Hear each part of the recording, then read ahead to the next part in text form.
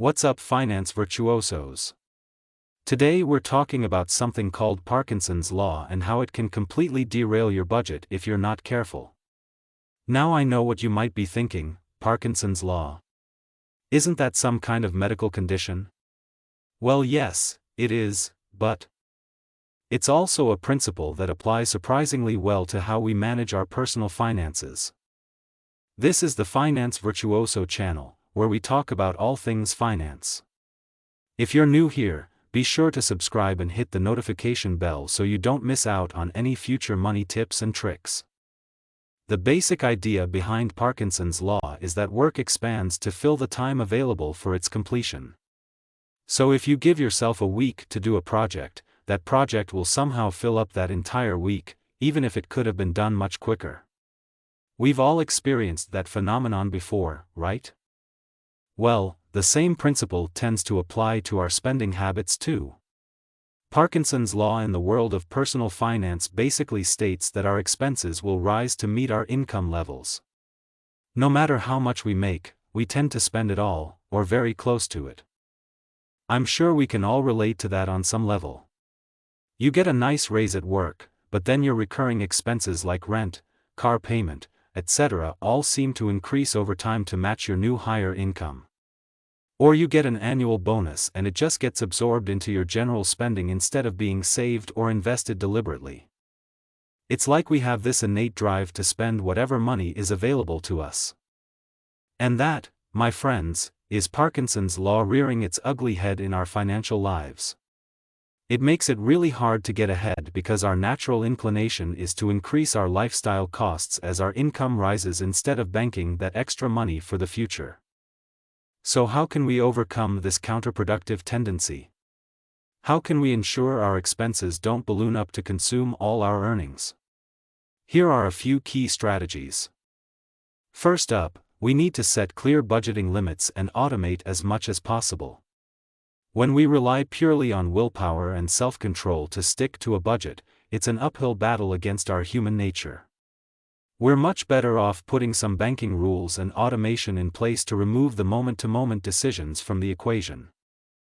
That could mean automating transfers to separate savings accounts each pay period before you ever see that money hit your checking account. Or you could have certain dollar amounts automatically invested into an app like Acorns or M1 Finance so it's stashed away before you can spend it.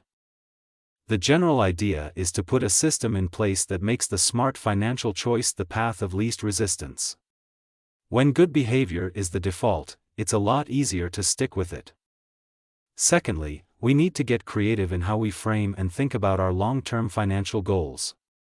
The reason Parkinson's Law is so powerful is that we tend to lack urgency around far-off aims like retirement. If that future goal doesn't feel pressing in the present moment, it's easy to let more immediate wants and needs gobble up our available income.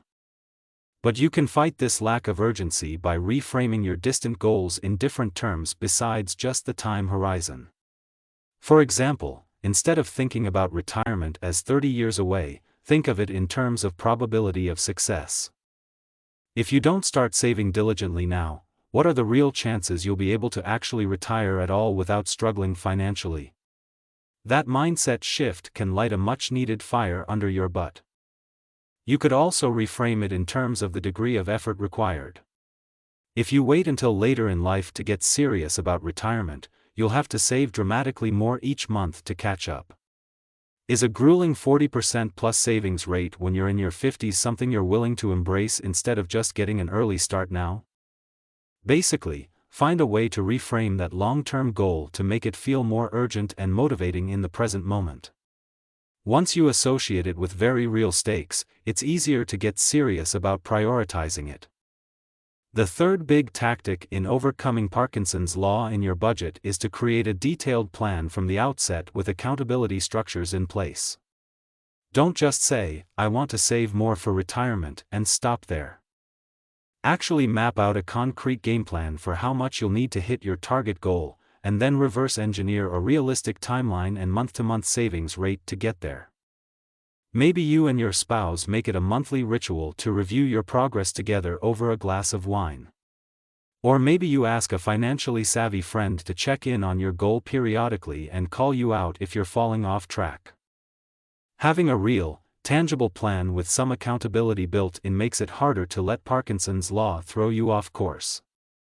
You can apply this same principle of setting firm parameters to any area of your budget that tends to expand unpredictably too. If dining out is a weak spot, you could create a restaurant budget line and make it a hard monthly limit that you track diligently and stop spending in that category once you hit it. Same goes for any other spending categories that feel like budget black holes.